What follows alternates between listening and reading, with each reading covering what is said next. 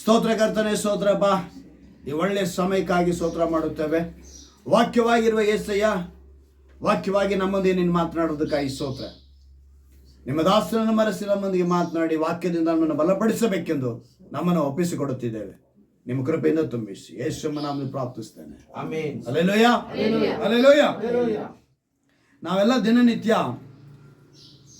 ಒಂದು ಕೆಲಸ ಮಾಡಬೇಕಾಗಿ ಬರುತ್ತೆ. ಅದೇನಂತ ಹೇಳಿದ್ರೆ, ಬೆಳಿಗ್ಗೆ ಎದ್ದಿದ ತಕ್ಷಣ ನಾವೆಲ್ಲ ಏನು ಮಾಡಬೇಕು? ಅಲ್ಲಿ ಉಜ್ಜಬೇಕಾ ಬೇಡ? ಉಜ್ಜಬೇಕು ತಾನೆ. ಕಳೆದ ವಾರದಲ್ಲಿ ಒಂದು ವಾಕ್ಯ ನೋಡಿದ್ವಿ, ಯೋಹಾನ ಬರೆದ ಸುವಾರ್ತೆಯಲ್ಲಿ. ಯೇಸು ಅವರ ಮೇಲೆ ಊದಿ ಏನ್ ಮಾಡಿದ್ರು? ಅವರು ಅವರ ಮೇಲೆ ಊದಿ ಪವಿತ್ರಾತ್ಮ ವರವನ್ನ ತಕ್ಕೊಳ್ಳಿರಿ ಅಂತ ಹೇಳಿದ್ರು. ಏನಂತ ಹೇಳಿದ್ರು? ಪವಿತ್ರಾತ್ಮ ವರವನ್ನ ತಕ್ಕೊಳ್ಳಿರಿ. ಆ ಊದಿ ಅನ್ನೋ ಪದನ ಅವತ್ತಿನ ದಿವಸದಲ್ಲಿ ಅದು ಗುರುತಾಗಿಟ್ಟು ಪೆಂತೆಕೋಸ್ತ ದಿವಸದಲ್ಲಿ ಆ ಪವಿತ್ರಾತ್ಮ ವರವನ್ನು ಅವರಿಗೆ ತುಂಬಿಸಿ, ಅಂದ್ರೆ ಯೂದಾಯ ಸಮಾರ್ಯ ಎಲ್ಲಾ ಸೀಮೆಗಳಲ್ಲಿ ಹೋಗಿ ನೀವು ನನಗೆ ಸಾಕ್ಷಿಗಳಾಗಿರ್ಬೇಕು ಅಂತ ಹೇಳಿ ಪೆಂತೆಕೋಸ್ತ ದಿವಸದಲ್ಲಿ 120 ಜನ ಅವರು ಕೂಡಿರುವಾಗ ಪವಿತ್ರಾತ್ಮನವರ ಮೇಲೆ ಸುರಿಯಲ್ಪಟ್ಟರು. ಹಲ್ಲೆಲೂಯಾ. ಅಂದ್ರೆ ಅವತ್ತು ಅವರು ಜೀವಂತವಾಗಿದ್ದಾಗ ಅವರಿಗೆ ಊದಿದ್ರು, ಆದ್ರೆ ಅವರು ಸತ್ತು 3ನೇ ದಿವಸ ಪುನರುತ್ಥಾನ ಹೊಂದಿ ಅವರ ಮಧ್ಯದಲ್ಲಿ ಬಂದು ನಿಂತ್ಕೊಂಡಾಗ ಅವರಿಗೆ ಆ ವರ ದೊರೆಯಲ್ಪಟ್ಟಿದೆ. ಹಲ್ಲೆಲೂಯಾ. ಅವ್ರೇನಂತ ಹೇಳಿದ್ರು? ನಾನು ಹೋಗಿ ನಿಮಗೆ ಬೇರೊಬ್ಬ ಸಹಾಯಕನನ್ನ ಕಳಿಸಿಕೊಡುತ್ತೇನೆ ಅಂತ ಹೇಳಿದ್ರು. ಅವ್ರು ಇದ್ದಾಗಲೇ ಹೇಳಿಲ್ಲ. ಅಂದ್ರೆ ಅವರು ಹೋದ ಮೇಲೆನೆ ಯಾರು ಬರಬೇಕು? ಒಬ್ಬ ಸಹಾಯಕನು, ಬೇರೊಬ್ಬ ಸಹಾಯಕನು, ಆತನೇ ಪವಿತ್ರಾತ್ಮನು. ಆ ಪವಿತ್ರಾತ್ಮನನ್ನ ಪೆಂತೆಕೋಸ್ತ ದಿನದಲ್ಲಿ ಅವ್ರು ಕೊಟ್ಟರು.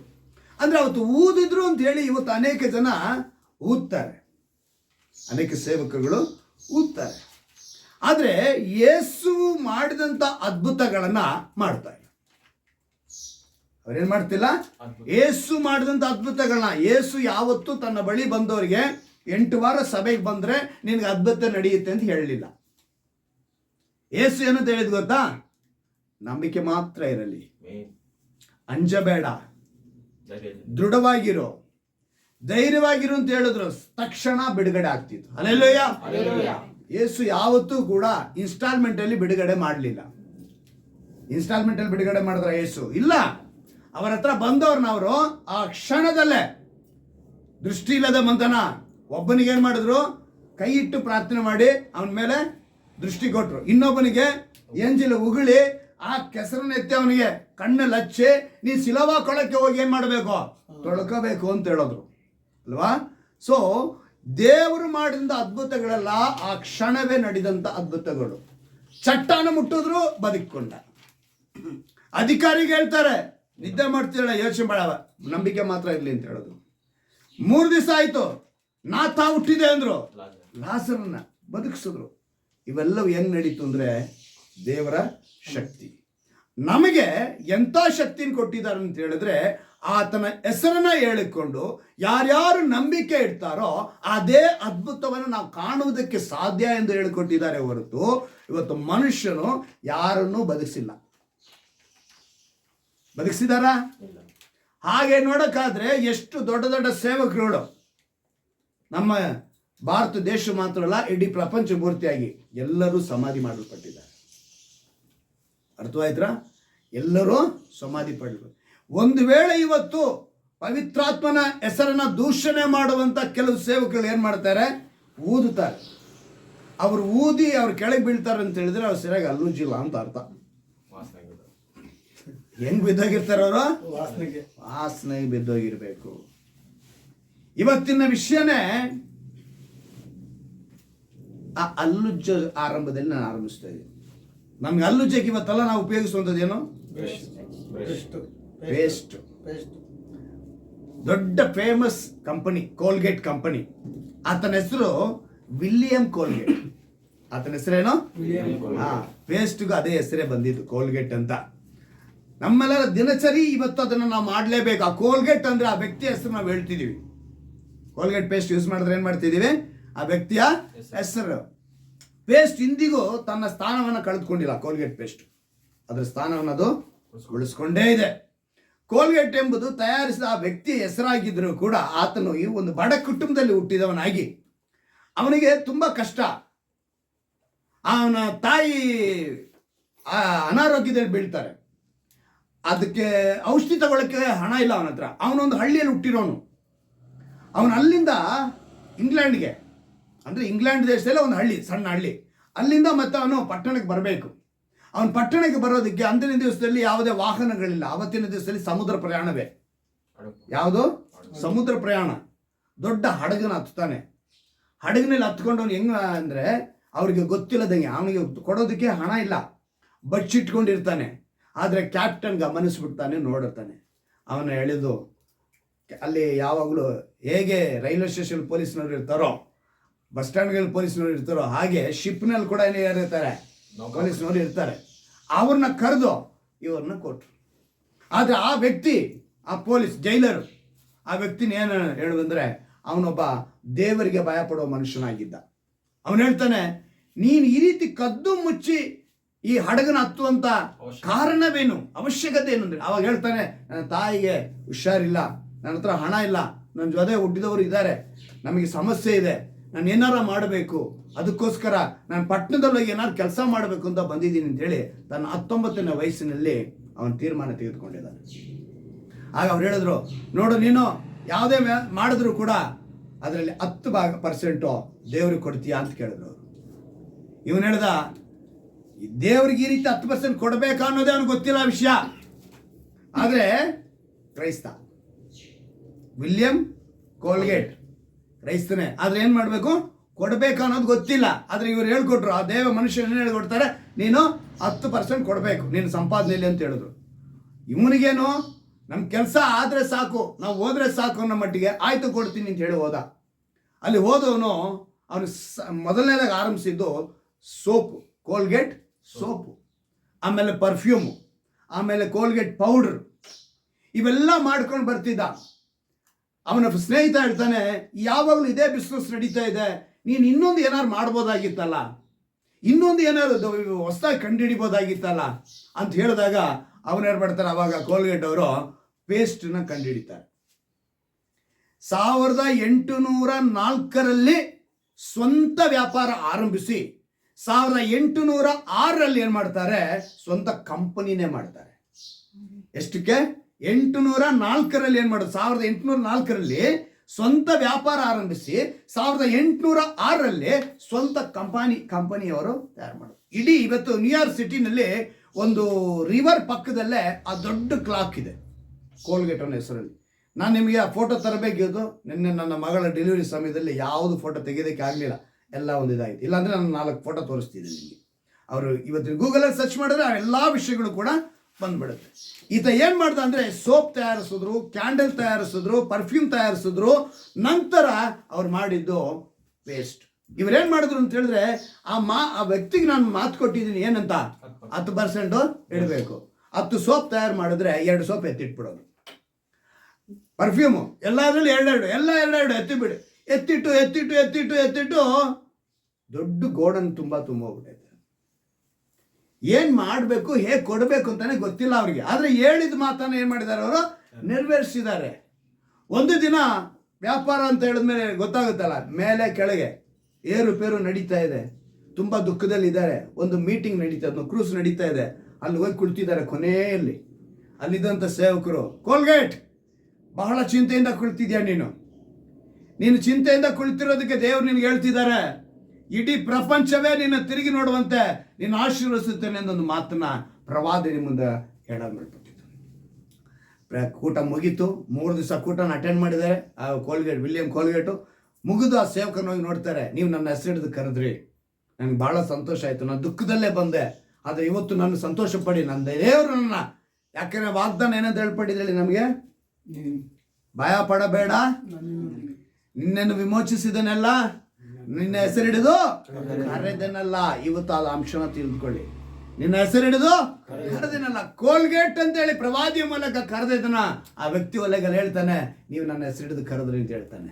ಹೇಳಿದ ತಕ್ಷಣ ಇವರು ಭಾಳ ಸಂತೋಷಪಟ್ಟು ಆತನಿಗೆ ಸ್ವಲ್ಪ ಆಲೋಚನೆಗಳೆಲ್ಲ ಕೊಟ್ಟು, ಆವಾಗ ಇವನು ಹೇಳ್ತಾನೆ, ನನ್ನ ಹತ್ರ ಸ್ವಲ್ಪ ಕಾಣಿಕೆ ಇದೆ, ನೀವು ತಗೋಬೇಕು ಅಂತ ಹೇಳ್ದ. ಯಾರು? ಕೋಲ್ಗೇಟ್. ಅವ್ರೇನು ಅನ್ಕೊಂಡು, ಆಯಿತು ನಾಳೆ ಒಂದು 2 ಕಳಿಸ್ತೀನಿ, ನೀನೇನು ಮಾಡೋ, ಕಳಿಸ್ಕೊಟ್ಬಿಡು.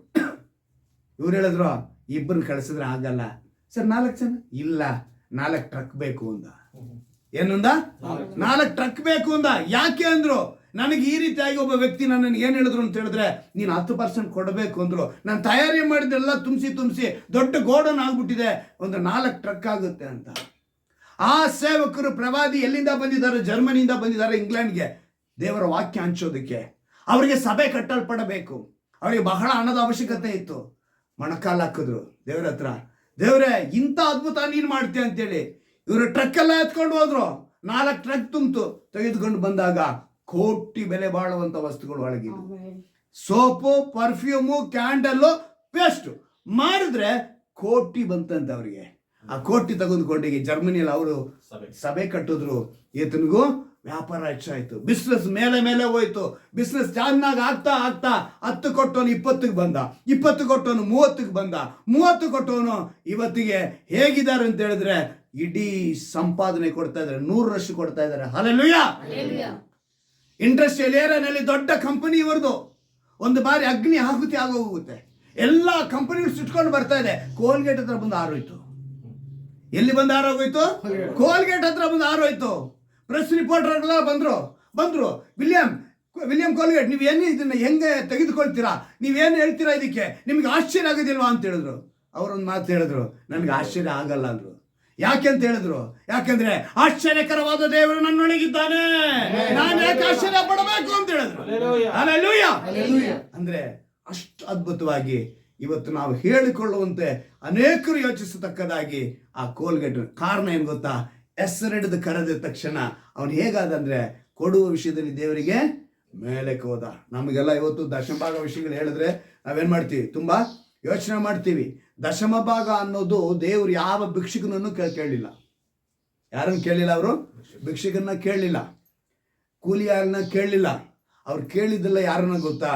ಅವತ್ತಿನ ದಿವಸದಲ್ಲಿ ಯಾರು ದೇವರಿಗೆ ಕೊಡುವ ಶಕ್ತಿ ಉಳ್ಳವರಾಗಿದ್ರೋ ಅವರನ್ನ ನೋಡಿ ಕೇಳಿದ್ರು.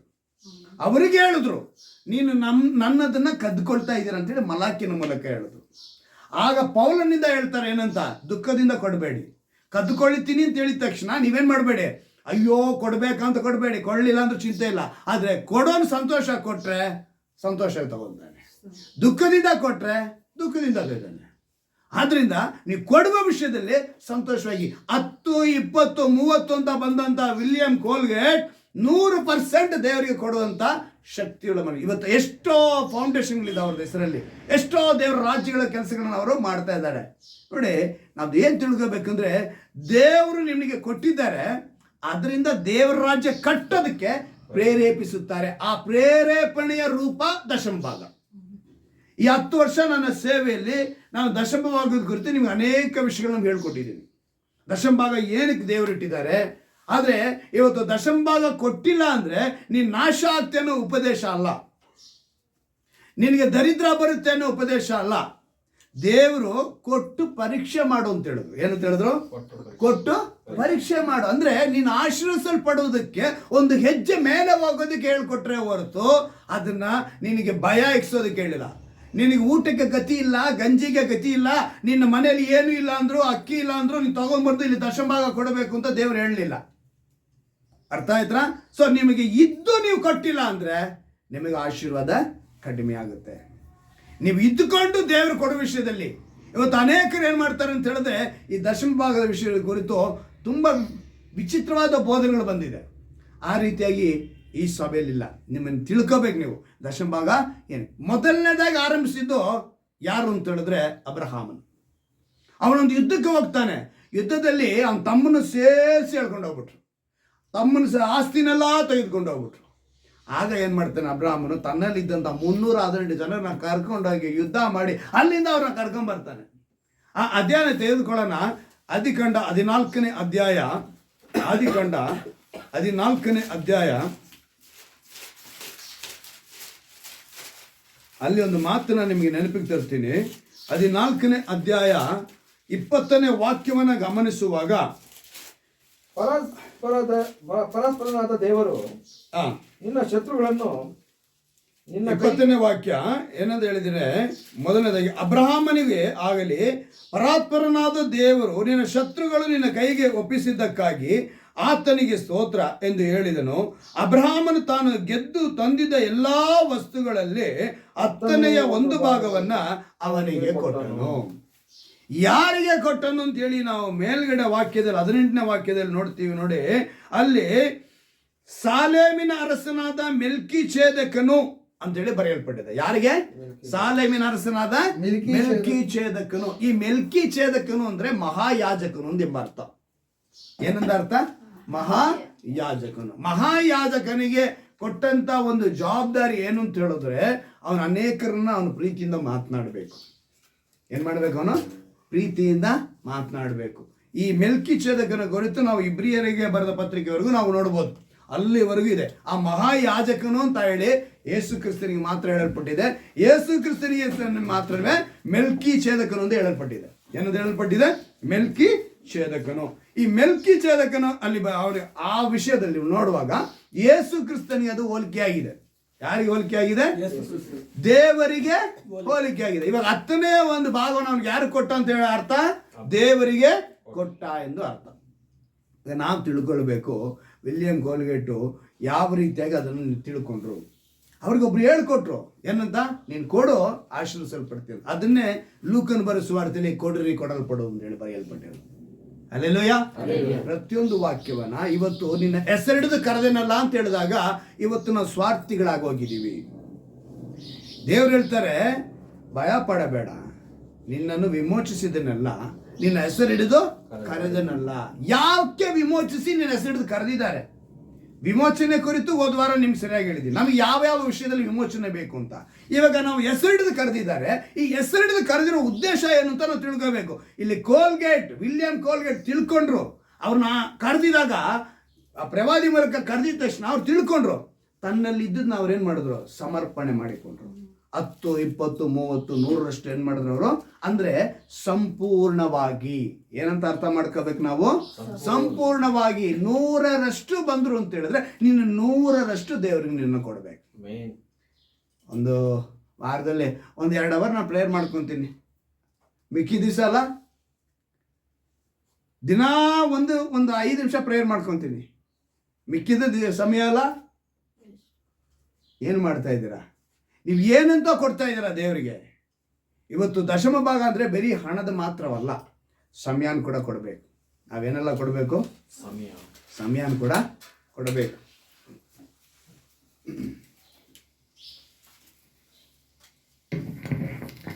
ಸಮಯಾನ್ ಕೊಟ್ಟರೆ ದೇವರು ಇನ್ನೂ ಅದ್ಭುತವಾಗಿ ನಮ್ಮನ್ನು ಆಶ್ರಯಿಸ್ತಾರೆ. ಅದಕ್ಕೆ ಇವತ್ತು ಎಚ್ಚರಿಕೆ ಪಡಿಸ್ತಿದ್ದಾರೆ. ಜ್ಞಾನೋಕ್ತಿಗಳು 3ನೇ ಅಧ್ಯಾಯ 9-10ನೇ ವಾಕ್ಯವನ್ನು ನೋಡಿ.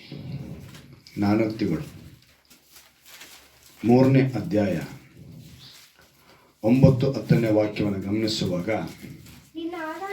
ನಿನ್ನ ಆದಾಯದಿಂದಲೂ ಬೆಳೆಯ ಪ್ರಥಮ ಫಲದಿಂದಲೂ ಯೆಹೋವನನ್ನು ಸನ್ಮಾನಿಸು.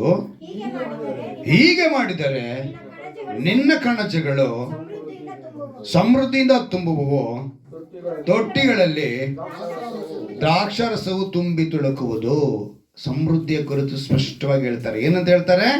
ಆದಾಯದಿಂದಲೂ ಬೆಳೆಯ ಪ್ರಥಮ. ಅಲ್ಲಿಗೆ ಹಣದ ರೂಪವಾಗಿದ್ದರೂ ಸರಿ, ಬೆಳೆಯ ರೂಪವಾಗಿದ್ದರೂ ಸರಿ, ಏನ್ ಮಾಡಬೇಕು? ನಾವು ದೇವರಿಗೆ ಕೊಡುವರಾಗಿರ್ಬೇಕು. ಈ ಒಂದು ವಿಷಯನೇ ಆ ಕೊಡುವ ವಿಷಯದಲ್ಲಿ ನಾವು ಯಾವಾಗ ಮುಂದೆ ಬರ್ತೀವೋ ದೇವರು ಕರೆದಿರೋ ವಿಷಯ ನಮ್ಗೆ ನೆನಪು ಬರುತ್ತೆ. ನಿನ್ನ ಹೆಸರಿಡಿದು ಕರೆದನಲ್ಲ ಅಂತ ಹೇಳಿದ್ರೆ ಇದಕ್ಕೆ ಕರೆದಿರೋ ದೇವರು ತನ್ನ ರಾಜ್ಯವನ್ನು ಕಟ್ಟುವುದಕ್ಕಾಗಿ. ಇಲ್ಲಾಂದ್ರೆ ನಮ್ಮ ಹೆಸರಿಡಿದು ಕರಿಬೇಕಾದ ಅವಶ್ಯಕತೆನೇ ಇಲ್ಲ ಅವ್ರಿಗೆ. ಈ ಲೋಕದಲ್ಲಿ ನನ್ನನ್ನು ಹೆಸರಿಡಿದು ಕರೆದಿದ್ದಾರೆ ಅಂತ ಹೇಳಿದ್ರೆ, ಅವತ್ತು ವಿಲಿಯಂ ಕೋಲ್ಗೇಟ್ನ ಕರೆದಿದ್ದಕ್ಕೆ ಕಾರಣ ಏನು? ಅವರಿಂದ ಅನೇಕರು ದೇವರ ರಾಜ್ಯವನ್ನು ಕಟ್ಟುವಂಥ ಕೆಲಸಕ್ಕೆ ಪ್ರೇರೇಪಿಸಲ್ಪಡಬೇಕು. ಇವತ್ತು ನಾವು ಯಾರಾಗಿದ್ದೀವಿ? ಪ್ರೇರೇಪಿಸಲ್ಪಡ್ತಾ ಇದ್ದೀವಾ? ಇವತ್ತು ಎಚ್ಚರಿಕೆ ಪಡಿಸಿ ನಿಮ್ಗೆ ಹೇಳ್ತಾರೆ ನೋಡಿ. ಇಬ್ರಿಯರಿಗೆ ಬರೆದ ಪತ್ರಿಕೆ, ನಿಮ್ಗೆ ಆ ಮಹಾಯಾಜಕನ ಕುರಿತು ನಿಮ್ಗೆ ನೆನಪಿಗೆ ತರ್ತೀನಿ. ಇಬ್ರಿಯರಿಗೆ ಬರೆದ ಪತ್ರಿಕೆ 7ನೇ ಅಧ್ಯಾಯ ತೆಗೆದುಕೊಳ್ಳಿ. ಇಬ್ರಿಯರಿಗೆ ಬರೆದ ಪತ್ರಿಕೆ 7ನೇ ಅಧ್ಯಾಯ ನಾನು ಓದ್ತೀನಿ, ಗಮನ ಇಟ್ಟು ನೋಡಿ, ಕೇಳಿ. ಅಲ್ಲಿ 7ನೇ ಅಧ್ಯಾಯದ 1ನೇ ವಾಕ್ಯದಲ್ಲಿ ಓದ್ತೀನಿ ನೋಡಿ. ಈ ಮೆಲ್ಕಿಚೇದಕನು ಸಾಲೇಮಿನ ಅರಸನು, ಪರಾತ್ಪರನಾದ ದೇವರ ಯಾಜಕನು ಆಗಿದ್ದನು. ರಾಜರನ್ನು ಹೊಡೆದು ಹಿಂತಿರುಗಿ ಬರುತ್ತಿದ್ದ ಅಬ್ರಹಾಮನನ್ನು ಎದುರುಗೊಂಡು ಅವನನ್ನು ಆಶೀರ್ವದಿಸಿದನು. ಯಾವಾಗ ಇವನು ತನ್ನ ತಮ್ಮನನ್ನು ಎಳ್ಕೊಂಡು ಹೋದಾಗ ಅಬ್ರಹಾಮನ್ ಏನ್ ಮಾಡ್ದ? ಯುದ್ಧ ಮಾಡಿ ಗೆದ್ದುಕೊಂಡ್ಬಂದ. ಅವಾಗ ಅವನು ಆಶೀರ್ವದಿಸಿದನು. ಅವನಿಗೆ ಅಬ್ರಹಾಮನು ತಾನು ಜಯಿಸಿಕೊಂಡು ಬಂದಿದ್ದ ಎಲ್ಲಾ ವಸ್ತುಗಳಲ್ಲಿ 10ನೇ ಒಂದು ಭಾಗವನ್ನು ಕೊಟ್ಟನು. ಏನ್ ಮಾಡ್ದ ಅವನು? 10ನೇ ಒಂದು ಭಾಗವನ್ನು ಯಾರು ಕೊಟ್ಟ? ಮೆಲ್ಕಿಚೇದಕನ ಅರಸನಿಗೆ ಕೊಟ್ಟ, ಸಾಲೇಮನ ಅರಸನ. ಇವತ್ತು ನಾವು ಅದೇ ಗುರುತಾಗಿ ಮೆಲ್ಕಿಚೇದಕನು ಯಾರು, ಆ ಸಾಲೇಮನ ರಾಜನು ಯಾರು ಅಂತ ಹೇಳಿದ್ರೆ ಯೇಸು ಕ್ರಿಸ್ತನು. ಹಲ್ಲೆಲೂಯ. ನೀನ್ ಆತನಿಗೆ ನೀನು ಅದನ್ನ ಕೊಡಬೇಕು. ಹೇಗೆ ಹೇಳ್ತಾರೆ ನೋಡಿ, ಅವನ ಹೆಸರಿನ ಅರ್ಥವು ನೀತಿ ರಾಜ ಎಂಬುದು. ಇದಲ್ಲದೆ ಅವನು ಸಾಲೇಮಿನ ರಾಜ ಅಂದರೆ ಸಮಾಧಾನ ರಾಜ. ಅವನಿಗೆ ತಂದೆಯೂ ಇಲ್ಲ, ತಾಯಿಯೂ ವಂಶಾವಳಿಯೂ ಇಲ್ಲ. ಇದು ಯೇಸು ಕ್ರಿಸ್ತನಿಗೆ ಗುರುತಾಗಿರುವಂತ ಮೆಲ್ಕಿಚೇದಕನು ಅಂದ್ರೆ ಮಹಾಯಾಜಕನು. ಲೋಕದಲ್ಲಿ ಅವರು ನರಾವತಾರ ಎತ್ತುವುದಕ್ಕೆ ಅವರಿಗೆ ಬೇಕಾದ ಒಂದು ಪಾತ್ರ ಮರಿಯಳು. ಅಲ್ಲಿ ಆ ಮರಿಯಳಿಗೆ ಸಹಾಯಕರಾಗಿ ಏರ್ಪಡಿಸಲ್ಪಟ್ಟವರು ಯೋಸೇಫನು. ಅಲ್ಲಿ ಅವರು ಭೂಮಿ ಮೇಲೆ ಗರ್ಭ ಧರಿಸುವುದಕ್ಕೆ, ಭೂಮಿ ಮೇಲೆ ಈ ಎಲ್ಲ ಮನುಷ್ಯರ ಪಾಪಗಳನ್ನು ತೊಳೆಯುವುದಕ್ಕೆ ಮಾನವನಾಗಿ ಹುಟ್ಟಿ ಮಾನವನಾಗಿ ಬದುಕಿ, ಆ ಮಾನವನು ಈ ಭೂಮಿ ಮೇಲೆ ಬದುಕಬಹುದು, ಪರಿಶುದ್ಧನಾಗಿ ಬದುಕೋದಕ್ಕೆ ಸಾಧ್ಯ ಎಂಬುದನ್ನ. ಯಾಕಂದ್ರೆ ನಮ್ಮ ಭಾಷೆಗಳೇನು ಹೇಳಿದೆ, ಉಪ್ಪು ಖಾರ ತಿನ್ನೋ ದೇಹ ನಾವು ಹೀಗೇನೆ, ತಪ್ಪುಗಳು, ಪಾಪಗಳು, ಅಪರಾಧಗಳು, ಅಕ್ರಮಗಳು ನಮ್ಮಲ್ಲಿ ಬಂದ್ಬಿಡ್ತೇವೆ. ಅವರಿಗೂ ಅದೇ ಉಪ್ಪು ಖಾರ ತಿನ್ನೋ ದೇಹ ಇತ್ತು. ಮೀನು ಸುಟ್ಕೊಂಡು ತಿಂದ್ರು, ರೊಟ್ಟಿ ತಿಂದ್ರು, ದ್ರಾಕ್ಷರಸ ಕುಡಿದ್ರು, ಎಲ್ಲ ಸಹೋದರಿಗಳ ಮಧ್ಯೆ ಅಕ್ಕ ತಂಗಿ ಈ ರೀತಿಯಾಗಿ ಸಂಬಂಧಗಳನ್ನ ಇಟ್ಕೊಂಡ್ರು, ಎಲ್ಲ ಅಣ್ಣ ತಮ್ಮದ್ರ ಜೊತೆ ಇದ್ರು, ಎಲ್ಲರ ಜೊತೆ ಬೆರೆತುಕೊಂಡ್ರು, ಮದುವೆ ಸಮಾರಂಭಗಳಲ್ಲಿ ಇದ್ರು, ಎಲ್ಲ ಫಂಕ್ಷನ್ಗಳಲ್ಲಿ ಇದ್ರು.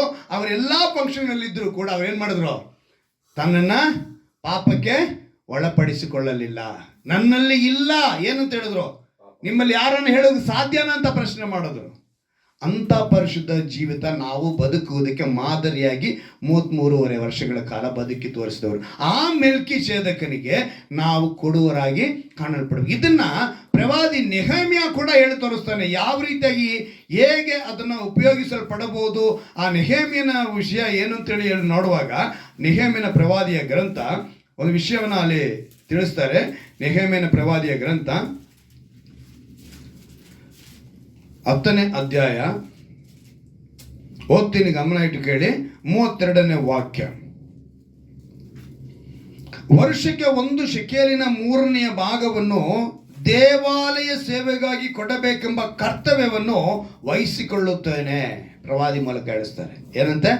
ವರ್ಷಕ್ಕೆ ಹೇಗಂತೆ, ದೇವಾಲಯದ 1 ಶೆಕೆಲಿನ 3ನೇ ಭಾಗ. 1 ಶೆಕೆಲಿನ ಅಂತ ಹೇಳುವಾಗ ಅದು ಅವತ್ತಿನ ಭಾಷೆಗೆ 5 ಆಣೆ. ಎಷ್ಟು? ಅವತ್ತಿನ ಭಾಷೆಗೆ ಅದು 5 ಆಣೆ.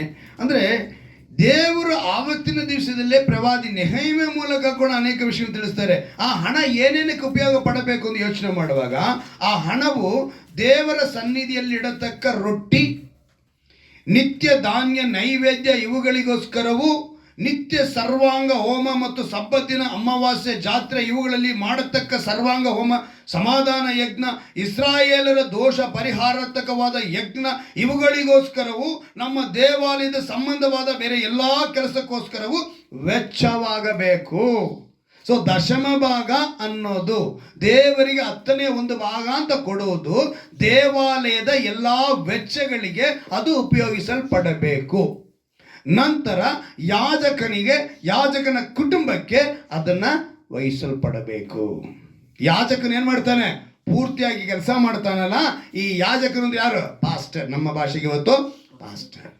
ಆ ಕುಟುಂಬಕ್ಕೂ ಮತ್ತೆ ಸಭೆಯ ಕಾರ್ಯಕ್ಕೂ ಆ ಹಣ ವೆಚ್ಚವಾಗಬೇಕು. ಅದಕ್ಕೆ ದಶಮಭಾಗ ಕೊಡೋದು. ಇವತ್ತು ನಾವು ಹರಕೆ ಹೊತ್ಕೊಳ್ತೀವಿ, ಆದರೆ ಹರಕೆನ ನೆರವೇರಿಸಲ್ಲ. ಹರಕೆ ಹೊತ್ಕೊಂಡ ಮೇಲೆ ನೆರವೇರಿಸಲಿಲ್ಲ ಅಂತ ಹೇಳಿದ್ರೆ ನಾವು ಯಾರಾಗ್ತೀವಿ ಅಂತ ಹೇಳಿದ್ರೆ ದೇವರ ಮುಂದೆ ದೂಷಣೆಗಾರಾಗ್ತೀವಿ. ಅವರಿಗೆ ನಾವು ಮೋಸ ಮಾಡ್ದಂಗೆ ಆಗ್ತೀವಿ, ಅವರಿಗೆ ನಾವು ಮಾತು ತಪ್ಪದಂಗೆ. ಅದಕ್ಕೆ ದೇವರು ಇವತ್ತು ನಮಗೆ ತಿಳಿಯಪಡಿಸಿದ್ರು.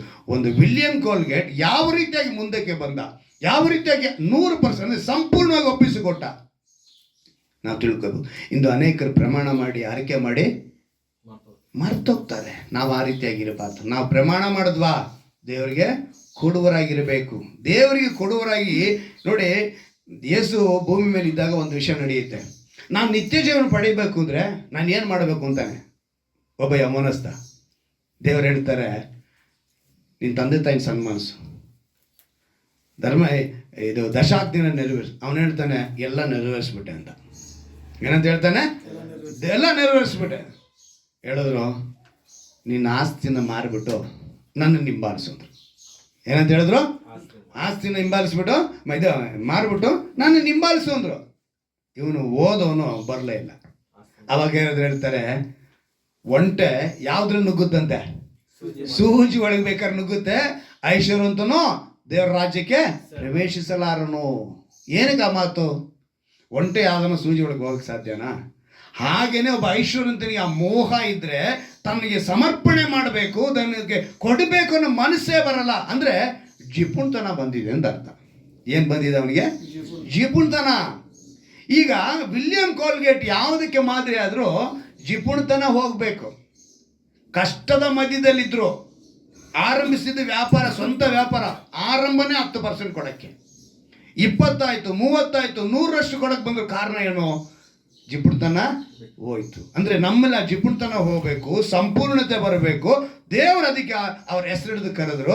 ಹಾಗೆ ಇವತ್ತು ನಿನಗೂ ಆ ಮಾತನ್ನು ಹೇಳಿದ್ದಾರೆ, ನಿನ್ನ ಹೆಸರಿಡಿದು ನಾನು ಕರೆದಿದ್ದೇನೆ, ನಿನ್ನ ಹೆಸರಿಡಿದು ಕರೆದಿದ್ದೀನಿ ಅಂತ ಹೇಳುವಾಗ ಸತ್ಯವೇದದಲ್ಲಿ ಇನ್ನೊಂದು 2 ವಿಷಯ ನಾನು ನಿಮ್ಗೆ ಹೇಳಿ ಇವತ್ತು ನಾನು ವಾಕ್ಯನ ಮುಗಿಸ್ತೀನಿ. ಅಪೊಸ್ತಲರ ಕೃತ್ಯಗಳು 9ನೇ ಅಧ್ಯಾಯ ತೆಗೆದುಕೊಳ್ಳಿ. ಅಲ್ಲಿ ಇಬ್ಬರನ್ನ ಕರೀತಾರೆ ದೇವರು. ಆ ಇಬ್ಬರು ದೇವರ ವಿಷಯದಲ್ಲಿ ಹೇಗಾಗಿ ದೇವರಿಗೆ ಉಪಯೋಗ ಪಡ್ತಾರೆ ಅಂತೇಳಿ ಅಪೊಸ್ತಲರ ಕೃತ್ಯಗಳು 9ನೇ ಅಧ್ಯಾಯ ಎಲ್ಲರಿಗೂ ಒಂದು ತಿಳಿದಿರುವಂಥ ವ್ಯಕ್ತಿ 9ನೇ ಅಧ್ಯಾಯ 4ನೇ ವಾಕ್ಯ ಓದ್ತೀನಿ ಕೇಳಿ. ಅವನು ನೆಲಕ್ಕೆ ಬಿದ್ದು, ಏನಂತೆ? ಅವನು ನೆಲಕ್ಕೆ ಬಿದ್ದು, ಸೌಲನೇ ಸೌಲನೇ ನನ್ನನ್ನು ಯಾಕೆ ಹಿಂಸೆ ಪಡಿಸಿತಿ ಎಂದು ಹೇಳುವ ವಾಣಿಯನ್ನ ಕೇಳಿದನು. ಇಲ್ಲಿ ಕೂಡ ಒಬ್ಬನ್ನ ಹೆಸರಿಡಿದು ಕರೀತಾ ಇದ್ದಾರೆ ದೇವರು. ಸೌಲನೇ ಸೌಲನೇ ನನ್ನನ್ನು ಯಾಕೆ ಹಿಂಸೆ ಪಡಿಸುತ್ತಿ? ಅರಿಕೆ ಮಾಡಿಕೊಂಡವರು, ಪ್ರಮಾಣ ಮಾಡಿಕೊಂಡವರು, ದೇವರ ಬಳಿ ಸಮಯಾನ ಕೊಡ್ತೀನಿ ಅಂತ ಹೇಳಿದವರು, ನನ್ನನ್ನು ಒಪ್ಪಿಸಿಕೊಡ್ತೀನಿ ಅಂತ ಹೇಳಿದವರು ಇವತ್ತು ಇದೇ ರೀತಿಯಾಗಿ ದೇವರನ್ನು ದುಃಖಪಡಿಸೋರಾಗಿದ್ರಿ. ಇಲ್ಲಿ ಶಾರೀರಿಕವಾಗಿ ಕೆಲವೊಂದು ತಪ್ಪುಗಳನ್ನು, ಅಪರಾಧಗಳನ್ನು ಪೌಲನು ಮಾಡ್ತಾನೆ. ಏನಾಗಿದ್ದ ಅಂತೇಳಿ ನಾವು ನೋಡುವಾಗ 1ನೇ ವಾಕ್ಯದಲ್ಲಿ ನೋಡ್ತೀವಿ, ಸೌಲನು ಇನ್ನೂ ಕರ್ತನ ಶಿಷ್ಯರ ಮೇಲೆ ರೌದ್ರನಾಗಿದ್ದು. ಯಾರ ಮೇಲೆ? ಕರ್ತನ ಶಿಷ್ಯರ ಮೇಲೆ ರೌದ್ರನಾಗಿದ್ದು ಬೆದರಿಕೆಯ ಮಾತುಗಳನ್ನು ಆಡುತ್ತಾ ಏನ್ ಮಾಡದಂತೆ? ನಮ್ಮ ಭಾಷೆಗೆ ನೀವು ತೆಗೆದುಕೊಳ್ಳಿ, ನಮ್ಮನ್ನು ಏನೆಲ್ಲ ಮಾಡ್ತಾರೆ ಇವತ್ತು ನಮ್ಮ ಸಮಾಜದಲ್ಲಿ, ನಮ್ಮ ಸುತ್ತಲಿರುವಂಥವರು ಅನೇಕ ಅನ್ಯರು ಏನು ಮಾಡ್ತಿದ್ದಾರೆ ಅದೇ ರೀತಿ ಅವತ್ತೇ ನಡೀತು. ಯಾವತ್ತೋ ಸೌಲನಾಗಿದ್ನಲ್ಲ ಪೌಲನು, ಸೌಲನಾಗಿದ್ದಾಗ ಅದನ್ನೇ ಮಾಡಿದವನು. ಅವನು ಏನು ಮಾಡ್ತಿದ್ದ? ಮಾತಾಡುತ್ತಾ ಅವರನ್ನು ಸಮ್ಮರಿಸಬೇಕೆಂದು. ಏನಂತೆ? ಕೊಲೆ ಮಾಡ್ಬೇಕ್ರಿ. ಅದು ಅವನಿಗೆ ಏನಾಗಿತ್ತಂದೆ? ಆಶೆ ಅಂತೆ. ಏನಂತದು? ಸಮ್ಮರಿಸಬೇಕೆಂದು ಆಶೆ ಪಡುತ್ತಾ ಮಹಾಯಾಜಕನ ಬಳಿ, ಯಾರ ಬಳಿ? ಮಹಾಯಾಜಕನ ಬಳಿ ಪರ್ಮಿಷನ್ ಕೇಳ್ತಾ ಇದ್ದಾನೆ. ರೀ ಕೊಡ್ರಿ, ಫಸ್ಟ್ ಪರ್ಮಿಷನ್ ಕೊಡ್ರಿ, ಇವ್ರನ್ನೆಲ್ಲ ಯಾರನ್ನು ಬಿಡಬಾರ್ದ್ರಿ, ಇವ್ರನ್ನೆಲ್ಲ ನಾನು ಏನು ಮಾಡಬೇಕು? ಸಾಯಿಸಬೇಕು ಅಂತೇಳಿ. ಆದರೆ ಮಹಾಯಾಜಕನ ಒಂದು ಕರ್ತವ್ಯ ಏನು ಗೊತ್ತಾ? ಎಲ್ಲರನ್ನೂ ಪ್ರೀತಿ ಮಾಡಬೇಕು. ಯಾಕಂದರೆ ಅವ್ರು ಹೇಳ್ಕೊಟ್ಟಂಥ ದಶಾಜ್ಞೆಗಳಲ್ಲಿ ಆ ಮಾತುಗಳನ್ನೆಲ್ಲ ಹೇಳಲ್ಪಟ್ಟಿದೆ. ನೀವು ದಶಾಜ್ಞೆ ನೆರವೇರಿಸಬೇಕು ಅಂದರೆ, ನೀವು ಧರ್ಮಶಾಸ್ತ್ರ ನೆರವೇರಿಸಬೇಕು ಅಂದರೆ ನಿನ್ನಂತೆಯೇ ನಿನ್ನ ನೆರೆಯವನ್ನ ಪ್ರೀತಿಸುವ ಅನ್ನೋ ಮಾತನ್ನು ಹೇಳ್ಕೊಟ್ಟಿದ್ದಾರೆ ದೇವರು. ಯಾವಾಗ? ಒಡಂಬಡಿಕೆ ಕಾಲದಲ್ಲೇ ಒಬ್ಬ ಮಹಾಯಾಜಕನಾದರೆ.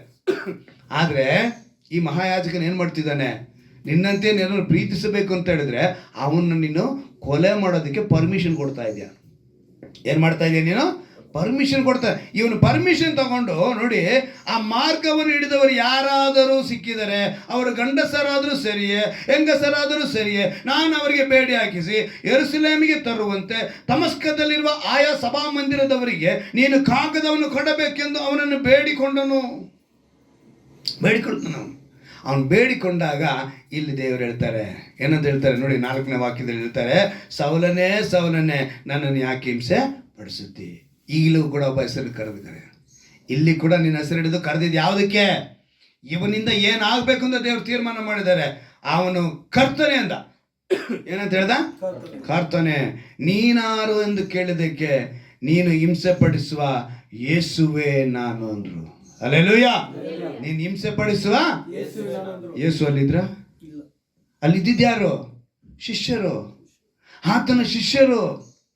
ಮಾತು ನೆನಪಿಸಿಕೊಡಲಿ, ನಿಮ್ಮ ಕಣ್ಣು ಕೊಟ್ಟು ಏನು ಮುಟ್ಟಿದವನು ನನ್ನನ್ನು ತಾಕುವನಾಗಿದ್ದಾನೆ. ನನ್ನ ಕಣ್ಣಿನ ರೆಪ್ಪೆಯೊಳಗೆ ನಿಮ್ಮನ್ನು ಕಾಪಾಡು ಅಂತ ಹೇಳಿದ ಮಾತಲ್ಲಿ ನೆರವೇರ್ತಾ ಇದೆ. ಅವರಂದ್ರೆ ಅವ್ರೇನಾದ್ರು ಶಿಷ್ಯರನ್ನ ಅವನು ಮುಟ್ಟಿದ್ದು, ಆದ್ರೆ ಯೇಸುವನ್ನೇ ಮುಟ್ಟಿದಾಗ ಆಯ್ತು. ನಿನ್ನನ್ನ ಮುಟ್ಟಿದ್ರೆ ಯಾರನ್ನ ಮುಟ್ಟಿದಂಗೆ? ಬೆಳ್ತೂರಲ್ಲಿ ನನ್ನನ್ನು ಆ ಥರ ಹೊಡೆದಾಗ ನಾನು ಅದನ್ನೇ ನೆನೆಸ್ಕೊಂಡಿದ್ದು. ಬೆಳ್ತೂರು ಗೊತ್ತಾ? ವೈಟ್ ಫೀಲ್ಡ್ ಹತ್ರ ಬಜರಂಗ್ ದಳದವರು ನನ್ನನ್ನು ಸಾಮ್ಯಲ್ ಪಾಸ್ಟರ್ನ ದೊಣ್ಣೆ ತಗೊಂಡು ಇಡೀ ಊರು ಅಟ್ಟಾಡಿಸಿ ಓಡಿದ್ರು. ಆದರೆ ಥರ್ಮೋಕೋಲಲ್ಲಿ ಹೊಡೆದಂಗೆ ನಮ್ಗೆ ಆಗೋಗಿತ್ತು. ಏನಾಗಿತ್ತು ಅದು? ನಾಟಕಕ್ಕೆ ಮಾಡ್ತಾರೆ ಗೊತ್ತಾ, ಥರ್ಮೋಕೋಲಲ್ಲಿ ದೊಣ್ಣೆ ತಗೊಂಡು. ಆದರೆ ಸರ್ವೆ ಕಡ್ಡಿ ಅವೆಲ್ಲ ಅದರಲ್ಲಿ ಹೊಡೆದಿದ್ದು ನಮ್ಮನ್ನು. ಸಾಮಿಲ್ ಪಾಸ್ಟ್ರಿಗೆ ಮಾತ್ರ ಸ್ವಲ್ಪ ಕಣ್ಣಲ್ಲಿ ಬ್ಲಡ್ ಬಂತು. ಆದರೆ ಮಿಕ್ಕಿದ ನಮಗೆ, ನನಗೂ ಅವ್ರಿಗೂ ಇಡೀ ಊರು ಸುತ್ತಿ ಹೊಡೆದ್ರು. ಏನಕ್ಕೆ ಹೇಳ್ತೀನಿ ಗೊತ್ತಾ? ನಮ್ಮನ್ನು ಹಿಂಸೆ ಪಡಿಸೋರು ಇದ್ದೇ ಇರ್ತಾರೆ ಸುತ್ತಲೂ, ಆದರೆ ದೇವ್ರು ನಮ್ಮನ್ನು ಏನು ಮಾಡ್ತಾರೆ? ಕಾಯ್ದು ರಕ್ಷಿಸುವನಾಗಿದ್ದಾನೆ. ಅವತ್ತಿನ ದಿವಸದಲ್ಲಿ ಆ ರೀತಿಯಾಗಿ ಹಿಂಸೆ ಪಡಿಸುವ ಯೇಸು ನಾನೇ ಅಂತೇಳಿ, ಅಂದರೆ ಅವತ್ತು ಯೇಸುವನ್ನೇ ಹಿಂಸೆ ಪಡೆದಂಗಾಯಿತು. ಇವತ್ತು ಅದೇ ಸ್ಥಳದಲ್ಲಿ ಸಭೆಯನ್ನು ಕಟ್ಟಲ್ಪಟ್ಟಿದೆ. ಅಲ್ಲೆಲ್ಲೂಯ್ಯ. ಬೆಳ್ತೂರಲ್ಲಿ ಬೇರೆ ಸೇವಕರು, ನಮ್ಮ ಸೇವೆ ಆಗಲಿಲ್ಲ, ಬೇರೆ ಸೇವಕರು ಇವತ್ತು ಸೇವೆ ಮಾಡ್ತಿದ್ದಾರೆ. ಅಲ್ಲಿ ಅವನಿಗೆ ಇಲ್ಲಿ ಒಬ್ಬ ಸೌಲನ್ನ ಕರೆದು ಹೇಳಿದ್ರು. ಈಗ ಈ ಸೌಲನಿಗೆ ಬಿಡುಗಡೆ ಬೇಕು ಅಂದರೆ ಇನ್ನೊಬ್ಬ ಹೆಸರನ್ನು ಕರೀತಾರೆ ದೇವರು. 10ನೇ ವಾಕ್ಯದಲ್ಲಿ ಗಮನಿಸ್ತೀವಿ, ತಮಸ್ಕದಲ್ಲಿ ಅನಿಯನೆಂಬ ಒಬ್ಬ ಶಿಷ್ಯನಿದ್ದನು, ಕರ್ತನು ದರ್ಶನದಲ್ಲಿ ಅನನೀಯನೇ ಎಂದು ಅವನನ್ನು ಕರೆಯಲು. ಅಲ್ಲೆಲ್ಲೂಯ್ಯ. ಈಗ ಇನ್ನೊಬ್ಬನ ಹೆಸರು ಕರೀತಿದ್ದಾರೆ. ಯಾರನ್ನ? ಅನನೀಯನೇ. ಇವನ್ನ ಕರೆದು ಸೌಲನಿಗೆ ಬಿಡುಗಡೆಯಾಗಿ ಅವನು ಬಂದಾಗ ಏನಂತ ಕೇಳ್ತಾನೆ? ದೇವ್ರೆ, ಅವನು ಯಾರು ಅಂತ ಗೊತ್ತಾ? ಸೌಲ ಅವನು ಎಂಥವಂತ ಗೊತ್ತಾ ನಿಮಗೆ ಅಂತ ಕೇಳೋವಾಗ ಅವನು ಹೇಳ್ತಾನೆ, ಆಗ ಅನನ್ಯ ಹೊರಟು ಆ ಮನೆಯೊಳಗೆ ಹೋಗಿ ನೋಡಿ, 16ನೇ ವಾಕ್ಯ ಓದ್ತೀನಿ ಕಡೆ. ಅವನು ನನ್ನ ಹೆಸರು ನಿಮಿತ್ತ ಎಷ್ಟು ಹಿಂಸೆ ಅನುಭವಿಸಬೇಕೆಂಬುದನ್ನು ನಾನೇ ಅವನಿಗೆ ತೋರಿಸಿ ಎಂದು ಹೇಳಿದನು. ಆಗ ಅನನ್ಯನು ಹೊರಟೋಗ್ತಾನೆ ಅವನ ಬಿಡಿಸ್ಬೇಕು ಅಂತ. ಅದಕ್ಕಿಂತ ಮುಂಚೆ ಅವನು ಕೇಳಿದಂಥ ಪ್ರಶ್ನೆ ಏನಂತ ಹೇಳಿದ್ರೆ, ಆ ಮನುಷ್ಯನು ಯೆರೂಸಲೇಮಿನಲ್ಲಿ ನಿನ್ನನ್ನು ನಂಬಿದ ದೇವ ಜನರಿಗೆ ಎಷ್ಟೋ ಕೇಡನ್ನು ಉಂಟು ಮಾಡಿದನೆಂದು ಅವನ ವಿಷಯವಾಗಿ ಅನೇಕರಿಂದ ಕೇಳಿದ್ದೇನೆ, ಮತ್ತು ಇಲ್ಲಿಯೂ ನಿನ್ನ ಹೆಸರನ್ನು ಸ್ಮರಿಸುವರೆಲ್ಲರಿಗೆ ಬೇಡಿ ಹಾಕಿಸುವ ಅಧಿಕಾರವನ್ನು ಮಹಾಯಾಜಕರಿಂದ ಹೊಂದಿದ್ದಾನೆ. ನೀನು ಅವನ್ನ ಹೋಗಿ ಬಿಡಿಸು ಅಂತ ಹೇಳ್ತೀಯಲ್ಲ ಅಂತ ಈ ಶಿಷ್ಯನ ಕೇಳ್ತಿದ್ದಾನೆ. ಯಾರು? ಅನನೀಯ. ಆಗ ದೇವರು ಹೇಳ್ತಾರೆ, ಕರ್ತನವನಿಗೆ, ನೀನು ಹೋಗು, ಆ ಮನುಷ್ಯನು ಅನ್ಯ ಜನರಿಗೂ ಅರಸುಗಳಿಗೂ ಇಸ್ರಾಯೇಲರಿಗೂ ನನ್ನ ಹೆಸರನ್ನು ತಿಳಿಸುವುದಕ್ಕಾಗಿ ನಾನು ಆರಿಸಿಕೊಂಡ ಸಾಧನವಾಗಿದ್ದಾನೆ. ಹಲ್ಲೆಲೂಯ. ಈಗ ಸೌಲ ಯಾರಾಗಿದ್ದಾನೆ? ದೇವರು ಆರಿಸಿಕೊಂಡಂತ ಸಾಧನ. ನಿನ್ನನ್ನ ಇವತ್ತು ಹೆಸರಿಡಿದು ಕರೆದಿದ್ದಂದರೆ ನೀನು ಅದಕ್ಕೆ ಸಾಧನವಾಗಬೇಕು. ಹಲ್ಲೆಲೂಯ. ನೀನು ಇವತ್ತು ಯಾವ ವಿಷಯಗಳಲ್ಲಿ ದೇವರನ್ನು ದುಃಖಪಡಿಸೋನಾಗಿದ್ಯಾ, ನಿನ್ನ ಕರೆದು ಹೇಳ್ತಿದ್ದಾರೆ, ನೀನು ನನ್ನ ದುಃಖಪಡಿಸಬೇಡ, ನೀನು ನನಗೆ ಸಾಧನವಾಗಬೇಕು. ನೀನು ಯಾರಾಗಬೇಕು? ನನಗೆ ಸಾಧನವಾಗಬೇಕು. ನೀನು ಸಾಧನವಾಗುವುದಕ್ಕೆ ನನ್ನಿಂದ ನೀನು. ಆಗ ಯಾವಾಗ ಈ ಸೌಲ ಸಾಧನವಾದನೋ ಪೌಲನಾಗಿ ಬದಲಾದ. ಏನಾಗಿ ಬದಲಾದ? ಪೌಲನಾಗಿ ಕರೆಯಲ್ಪಟ್ಟ. ಪೌಲನಾಗಿ ಕರೆಯಲ್ಪಟ್ಟಾಗ ಅವನು ಹೇಳಿದ ಮಾತೇನು ಗೊತ್ತಾ? ಇನ್ನು ಜೀವಿಸುವವನು ನಾನಲ್ಲ. ಏನಂತ? ಇನ್ನು ಜೀವಿಸುವನು ನಾನಲ್ಲ, ಕ್ರಿಸ್ತನು ನನ್ನಲ್ಲಿ ಜೀವಿಸುತ್ತಾನೆ. ಹಲ್ಲೆಲೂಯ. ನೀವು ಗಲಾತ್ಯದವರಿಗೆ 2:20 ಮಾತನ್ನು ನೋಡಬಹುದು. ಏನಂತ ಹೇಳ್ತಾರೆ? ಇನ್ನು ಜೀವಿಸುವವನು ನಾನಲ್ಲ, ಯಾರಂತೆ? ಕ್ರಿಸ್ತನು ನನ್ನಲ್ಲಿ ಜೀವಿಸ್ತಾನೆ. ಹೆಸರಿಡಿದು ಕರೆದಿದ ತಕ್ಷಣ ಇಂಥ ಬದಲಾವಣೆಗಳು ಅವನಲ್ಲಿ ಬಂತು. ಪೌಲನು ಈ ರೀತಿ ಹೇಳೋದಕ್ಕೆ ಕಾರಣ ಮುಖ್ಯವಾಗಿ ಏನು ಅಂತ ಹೇಳಿದ್ರೆ, ಒಂದು ವಿಷಯ ಇದೆ. ಏನಂದ್ರೆ, ನಿಮ್ಗೆಲ್ರಿಗೂ ಗೊತ್ತು, ಒಂದು ಗಂಡು ಹೆಣ್ಣು, ಮದಲಿಂಗ ಮದಲಗಿತ್ತಿ ಅಲ್ವಾ? ದೇವರು ಯಾರಾಗಿದ್ದಾರೆ? ಮದಲಿಂಗ. ನಾವೇನಾಗಿದ್ದೀವಿ? ಈಗ ಒಂದು ಗಂಡಿಗೂ ಹೆಣ್ಣಿಗೂ ಇರುವಂಥ ರಿಲೇಷನ್ನ ದೇವರು ಯಾವ ರೀತಿಯಾಗಿ ಹೇಳಲ್ಪಟ್ಟಿದೆ ಅಂತೇಳಿ ಸತ್ಯವೇದದಲ್ಲಿ 1 ಕೊರಿಂಥದವರಿಗೆ 7ನೇ ಅಧ್ಯಾಯ 1 ಕೊರಿಂಥದವರಿಗೆ 7ನೇ ಅಧ್ಯಾಯ ತೆಗೆದುಕೊಳ್ಳಿ. ಒಂದು ಮಾತನಲ್ಲಿ ನಿಮ್ಗೆ ನೆನಪಿಗೆ ತರ್ತೀನಿ. ಒಂದು ಮದಲಿಂಗನು ಮದಲಗಿತ್ತಿ ಅಂದರೆ ಯಾವ ರೀತಿಯಾದ ಸಂಬಂಧ ಇರಬೇಕು ಅಂತ ಬರೆಯಲ್ಪಟ್ಟಿದೆ. 4ನೇ ವಾಕ್ಯ, ಹೆಂಡತಿಗೆ ಸ್ವಂತ ದೇಹದ ಮೇಲೆ ಅಧಿಕಾರವಿಲ್ಲ. ಹೆಂಡತಿಗೆ ಏನಂತೆ? ಸ್ವಂತ ದೇಹದ ಮೇಲೆ ಅಧಿಕಾರವಿಲ್ಲ, ಅದು ಗಂಡನಿಗುಂಟು. ಹಾಗೆಯೇ ಪುರುಷನಿಗೆ ಸ್ವಂತ ದೇಹದ ಮೇಲೆ ಅಧಿಕಾರವಿಲ್ಲ, ಅದು ಹೆಂಡತಿಗುಂಟು. ಸಂಬಂಧ ಹೆಂಗಿರ್ಬೇಕು ಅಂದ್ರೆ, ಈಗ ಏನಕ್ಕ ಮಾತು ಅಂತ ಹೇಳಿದ್ರೆ, ದೇವರು ನಮ್ಮನ್ನ ಕ್ರಯಕ್ಕೆ ತೆಗೆದುಕೊಂಡಿದ್ದಾರೆ. ಏನಕ್ಕೆ ತೆಗೆದುಕೊಂಡಿದ್ದಾರೆ? ಕ್ರಯಕ್ಕೆ. ತನ್ನ ಸ್ವರಕ್ತದಿಂದ ಸಂಪಾದಿಸಿಕೊಂಡಂತ ಸಭೆ ಅಂತ ಹೇಳ್ತಾರೆ. ಏನಂತ ಹೇಳ್ತಾರೆ? ಸ್ವರಕ್ತದಿಂದ ನಿನ್ನನ್ನು ನನ್ನನ್ನು ಅವರು ಸಂಪಾದಿಸಿಕೊಂಡಿದ್ದಾರೆ. ಮೊದಲ ಗಿತ್ತಿ ಅಂದ್ರೆ ಸಭೆ, ಸಭೆ ಅಂದ್ರೆ ನಾವು. ಈಗ ನಮ್ಮನ್ನ ಅವರು ಕ್ರಯಕ್ಕೆ ತೆಗೆದುಕೊಂಡಿದ್ದಾರೆ. ಆ ಕ್ರಯಕ್ಕೆ ತೆಗೆದುಕೊಂಡಿರೋದ್ರಿಂದ ಹೆಸರಿಡಿದು ಕರೆದು ಹೇಳ್ತಿದ್ದಾರೆ, ನೀನು ನನ್ನವನೇ. ನಿನ್ನ ಹೆಸರಿಡಿದು ಕರೆದಿರೋದು ಏನಕ್ಕೆ? ಅದಕ್ಕೇನೆ ಪೌಲ ಯೋಚನೆ ಮಾಡ್ದ, ನನ್ನ ಸಂಬಂಧ ಎಂಥ ಸಂಬಂಧ, ನಾನು ಅವರಿಗೆ ಮಾತ್ರ ಸೀಮಿತ, ನನ್ನನ್ನು ಅವ್ರಿಗೆ ನಾನು ಒಪ್ಪಿಸಿಕೊಡ್ತೇನೆ. ಗಂಡ ಹೆಂಡತಿಯ ಒಂದು ಸಂಬಂಧ, ಆ ರಿಲೇಷನ್ನು ದೇವರಿಗೂ ನಮಗೂ ಇರಬೇಕು. ನಮ್ಮ ದೇಹನ ಮುಟ್ಟೋದಕ್ಕೆ ಬೇರೆಯವ್ರಿಗೆ ಅಧಿಕಾರವಿಲ್ಲ. ನನ್ನ ದೇಹನ ಮುಟ್ಟೋದಕ್ಕೆ ಯಾರಿಗೆ ಅಧಿಕಾರ ಇದೆ? ನನ್ನ ದೇವರಿಗೆ ಮಾತ್ರ ಅಧಿಕಾರ ಉಂಟು. ಹಲ್ಲೆಲೂಯಾ. ನೀವು ಅದನ್ನು ತಿಳಿದುಕೊಂಡ್ರೆ ಅವಾಗ ಕೊಡುವ ವಿಷಯದಲ್ಲೂ, ಅವರಿಗೆ ಸಮರ್ಪಿಸುವ ವಿಷಯದಲ್ಲೂ. ಈಗ ಅಬ್ರಹಾಮನನ್ನು ಕರೆದ್ರು. ಅವರು ಕರೆದಾಗ ಅವನು ಐಶ್ವರ್ಯವಂತನೇ, ದರಿದ್ರನವನು, ಬಡವನವನು. ಅಬ್ರಹಾಮನು ಕರೆದು ಎಲ್ಲನ್ನು ಬಿಟ್ಟು ಬಾರೋ ಅಂತ ಹೇಳಿದ್ರೆ ಬಂದೇ ಬಿಟ್ಟ ಕರೆದಾಗ, ಅಲ್ವಾ? ಯಾಕೋಬನನ್ನು ಕರೆದಾಗ ಕೂಡ ಯಾಕೋಬನಿಗೆ, ನೀನು ಇನ್ನು ಮುಂದೆ ಯಾಕೋಬನಲ್ಲ ಇಸ್ರಾಯೇಲ್ ಅಂತ ಹೇಳುವಾಗ ಅವನ ಹತ್ರ 2 ದೊಡ್ಡ ಗುಂಪಿತ್ತು. ಅವನ ಹತ್ರ 2 ದೊಡ್ಡ ಗುಂಪು, ದೊಡ್ಡ ಶ್ರೀಮಂತನೇ ಅವನು.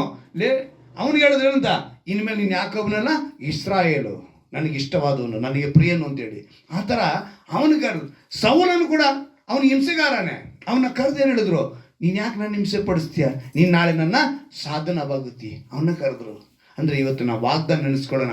ಹೆಸರಿಡಿದು ಕರೆದಿದ್ದು, ಹೇಳಿದ್ದು, ನಾವು ಸ್ವಾರ್ಥಿಗಳಾಗಿ ಬದುಕೋದಕ್ಕಲ್ಲ, ಸ್ವಾರ್ಥಿಗಳಾಗಿ ಆಶೀರ್ವಾದವನ್ನೇ ಹುಡ್ಕೋದಕ್ಕಲ್ಲ. ನಮ್ಮನ್ನು ಅದಕ್ಕೆ ಸೀಮಿತ ಮಾಡ್ಕೊಳ್ಬಾರ್ದು.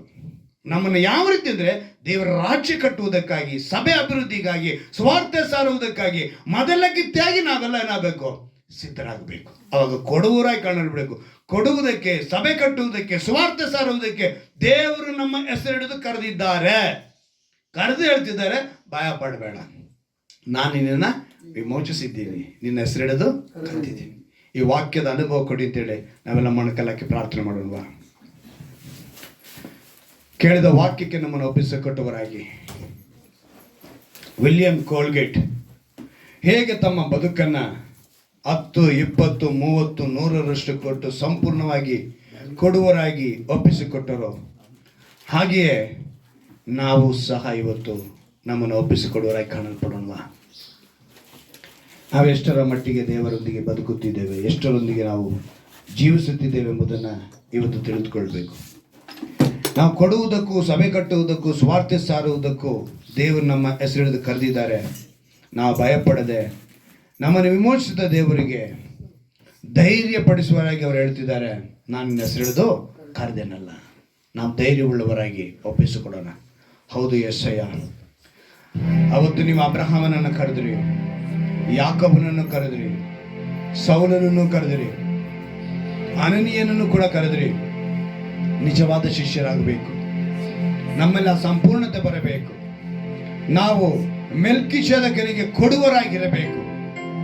ಅದು ಸಭೆ ಕಟ್ಟುವುದಕ್ಕಾಗಿ, ದೇವರ ರಾಜ್ಯ ಕಟ್ಟುವುದಕ್ಕಾಗಿ ಅದು ಉಪಯೋಗಿಸಲ್ಪಡಬೇಕೆಂಬುದನ್ನು ಇವತ್ತು ನಾವು ತಿಳಿದುಕೊಂಡೇವಪ್ಪ. ಮೆಲ್ಕಿಸೆದೇಕನಿಗೆ ನಮ್ಮನ್ನ ಆತ್ಮಿಕವಾಗೂ ಶಾರೀರಿಕವಾಗೂ ಕರ್ತನೆ ನಮ್ಮನ್ನು ಸಮರ್ಪಿಸಿಕೊಡುವುದಕ್ಕೆ ನೀನು ಕೃಪೆ ಮಾಡು ಎಂದು ನಾವು ಬೇಡಿಕೊಳ್ಳುತ್ತೇವೆ ರಾಜ. ಕೇಳಿದ ವಾಕ್ಯಕ್ಕೆ ನಾವು ಒಪ್ಪಿಸಿಕೊಟ್ಟವರಾಗಿ ಬದುಕುವಂತೆ ನಿನ್ನ ಕೃಪೆಯನ್ನು ಅನುಗ್ರಹಿಸಬೇಕಂತ ನಾನು ಪ್ರಾರ್ಥಿಸ್ತೇನೆ ರಾಜ. ಯಾರ್ಯಾರು ಈ ವಾಕ್ಯದಿಂದ ಕರ್ತನೆ ಇವತ್ತು ಮುಟ್ಟಲ್ಪಟ್ಟಿದ್ದಾರೋ, ಅವರ ಹೃದಯದಲ್ಲಿ ಏನು ಬಿತ್ತಿದೆಯೋ ಅದರ ಪ್ರತಿಫಲವನ್ನು ನಾವು ಬರುದಿಸಿ ಕಾಣುವಂತೆ ಕೃಪೆ ಮಾಡಿಕೊಡು. ನೀವು ಅನೇಕರಿಗೆ ಕರ್ತನೆ ಅನೇಕ ಸಮಯಗಳಲ್ಲಿ ಎಚ್ಚರಿಕೆ ಪಡಿಸಿದ್ದೀರಪ್ಪ. ಆದ್ರೆ ಅವರು ಎಚ್ಚರಿಕೆಯನ್ನು ಅಸಡ್ಡೆ ಮಾಡಿದ್ದಾರೆ. ಇವತ್ತು ಮತ್ತೊಂದು ಆವೃತ್ತಿ ಅವರು ಅದು ಸರಿಪಡಿಸಿಕೊಳ್ಳುವಂತೆ ಕೃಪೆ ಮಾಡಿಕೊಡು. ತಮ್ಮನ್ನು ಸರಿಪಡಿಸಿಕೊಂಡವರಾಗಿ, ಸಭೆಗಳಿಗೆ ಆಧಾರ ಸ್ತಂಭಗಳಾಗಿ, ಮೊದಲ ಗಿತ್ತಿಯಾಗಿ ಪರಿಶುದ್ಧರಾಗಿ ಬದುಕುವಂತೆ ನೀನು ಅವರನ್ನು ನಡೆಸಿಕೊಡಬೇಕನ್ನು ನಾನು ಬೇಡುತ್ತೇನೆ ರಾಜ. ಪ್ರತಿಯೊಬ್ಬರ ಮೇಲೆ ನಿನ್ನ ವಿಶೇಷವಾದ ಕರುಣೆಯನ್ನು, ನಿನ್ನ ವಿಶೇಷವಾದ ಕೃಪೆ ಅದೇ ರೀತಿಯಾಗಿ ನಡೆಸುವುದಕ್ಕಾಗಿ ಸ್ತೋತ್ರ. ಎಲ್ಲ ಬಲಹೀನತೆಗಳಿಂದ ಒಂದು ಬಿಡುಗಡೆ ಕೊಡು, ಸ್ವಸ್ಥತೆ ಕೊಡು. ನನಗೆ ಬಲಹೀನತೆ ಹೋಗುತ್ತಿಲ್ಲವೇ, ಇಷ್ಟು ವರ್ಷಗಳಿಂದ ನಾನು ವಿಶ್ವಾಸಿಯಾಗಿದ್ದೇನೆ, ನನಗೆ ಅಭಿಷೇಕ ಮಾಡಲ್ಪಟ್ಟಿದೆಯಲ್ಲ, ಆದರೂ ಯಾಕೆ ನನಗೆ ಈ ಬಲಹೀನತೆಯಿಂದ ನೆನೆಸುವಂತ ಪ್ರತಿಯೊಬ್ಬರನ್ನು ಇವತ್ತು ಕರ್ತನ ನೀನು ಸಾಧನವಾಗಿ ಬದಲಾಯಿಸು. ಆ ಬಲಹೀನತೆಯಲ್ಲಿ ಈ ತಿಂಗಳಿನ ವಾಗ್ದಾನದಲ್ಲಿ ಒಂದು ಮಾತನ್ನು ಕೊಟ್ಟಿದ್ಯಾ, ನನ್ನ ಕೃಪೆ ನಿನಗೆ ಸಾಕು ಅಂತ ಹೇಳಿ. ಆ ಕೃಪೆಯನ್ನು ಅವರಿಗೆ ಒದಗಿಸಿಕೊಳ್ಳು. ಬರುವ ದೇಶದಲ್ಲಿ, ಬರುವ ವಾರದಲ್ಲಿ ಆ ಕೃಪೆ ಕುರಿತು ನಾವು ಇನ್ನು ಹೆಚ್ಚಿನ ಅಂಶದ ತಿಳಿದುಕೊಳ್ಳುವಂತೆ ನಮ್ಮ ಈ ಕೃಪೆಯನ್ನು ಅನುಗ್ರಹಿಸಿ ವಾಗ್ದಾನಕ್ಕೆ ಸಮರ್ಪಿಸಿಕೊಂಡವರಾಗಿ ಯೆಹೋವನಿಂದಲೂ ನಾನು ನಿನ್ನ ವಿಮೋಚಿಸಿದನಲ್ಲ, ನಿನ್ನ ಹೆಸರಿಡಿದು ಕರೆದನಲ್ಲ, ಭಯಪಡಬೇಡ ಅಂತ ಹೇಳಿದ್ಯಪ್ಪ. ನೀನು ನನ್ನವನೇ, ನನ್ನ ಕೃಪೆ ನಿನಗೆ ಸಾಕು ಎಂದು ಮಾತು ಕೊಟ್ಟಿದ್ಯಾ. ಆ ವಾಗ್ದಾನ ಸ್ವತಂತ್ರಿಸಿಕೊಳ್ಳುವಂತೆ ಕೃಪೆ ಮಾಡಿಕೊಡು. ಒಪ್ಪಿಸಿಕೊಟ್ಟಂತ ಪ್ರತಿಯೊಬ್ಬನ್ನು ಆಶೀರ್ವದಿಸು. ವಾಕ್ಯದಲ್ಲಿ ನೆಲೆಗೊಳ್ಳುವಂತೆ ಕೃಪೆ ಮಾಡು.